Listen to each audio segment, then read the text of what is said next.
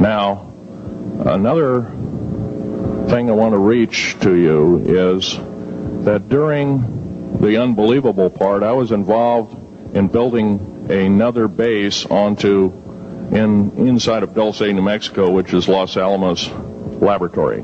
It's a biological laboratory.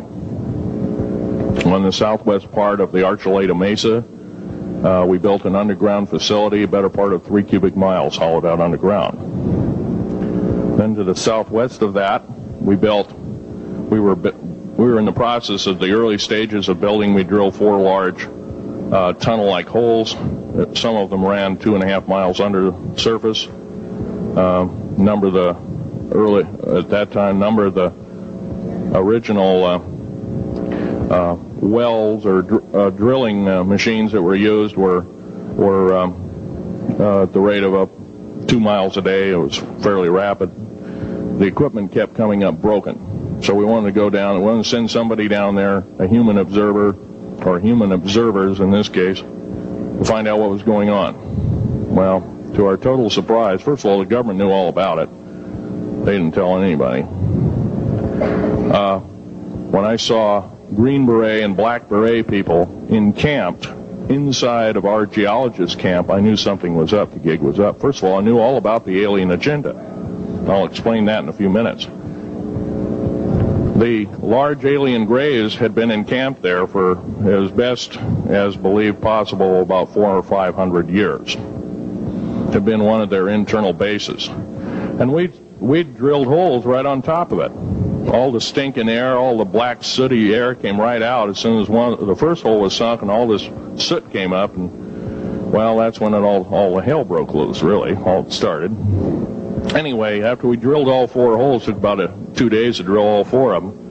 And when you build an underground base, you drill 4 basic holes, and then you build called stopes or cross-member holes across, and then you use blasting equipment, special blasting equipment by the analyzation of the rock formation, and you literally blast out or tunnel out or deflagrate or melt rock out to build the large rooms that are required for this underground base. Well, in this process, I was lowered down the basket of one of these holes, and about from me to this elderly woman here in the front was sitting a 7-foot-tall alien gray. The stench was worse than the worst garbage can you can imagine.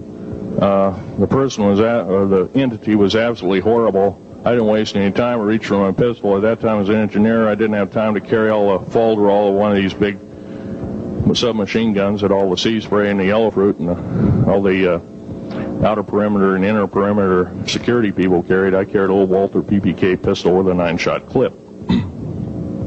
This was in late August of 1979. Now, you got a regular suit of clothes, you got a regular clothes on, plus you're in almost like a spacesuit environment, and you're reaching for a gun. It's not the easiest thing to do, and then to pop a clip in it and start shooting. And I killed 2 of them. Yes, they're mortal, and they do die. However, in the process, one of them did this. All I remember is that he just kind of waved his hand in front of his chest, and the next thing I know, this blue beam hit me and just literally opened me up like a fish, and burnt my fingers right off of me. And it was some form of electrical force, because the kind of like being hit by a lightning bolt burned all my toenails off of me. Completely crispy crittered my left foot, burnt the shoe right off of me. All I remember was the smoking remains, and I'm still conscious, but in and out of, I didn't remember much. And there was a Green Beret that was right behind me that risked his life. In fact, he died, but he risked his life. He shoved me back in the basket and hit the button and took me up. And I wouldn't be alive talking to you today if it wasn't for him. I'm forever indebted. He lost his life. 66 Secret Service agents, Green Berets, Black Berets, crack troops lost their lives because the government, our United States government, lied did not tell us anything about the alien threat. There's a war underneath there, and I'm talking dead serious. It's been going on since that time. Since late August of 1979, our military, the Russian military, basically the militaries of the world, have been in constant conflict with the outer space alien. The small gray, the large gray, the reptilians, the whole thing. There are 11 distinct races of aliens. 2 are benevolent. 1 had to leave here in a hurry because their world is under attack, both on the surface as well as underground there, the Pleiadians.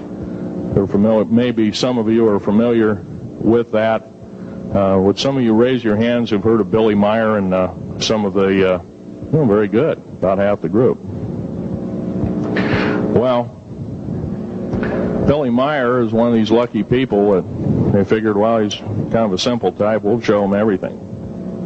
Well, these are the benevolent aliens, and they've been here helping us. In fact, I have a picture, let me reach for it here.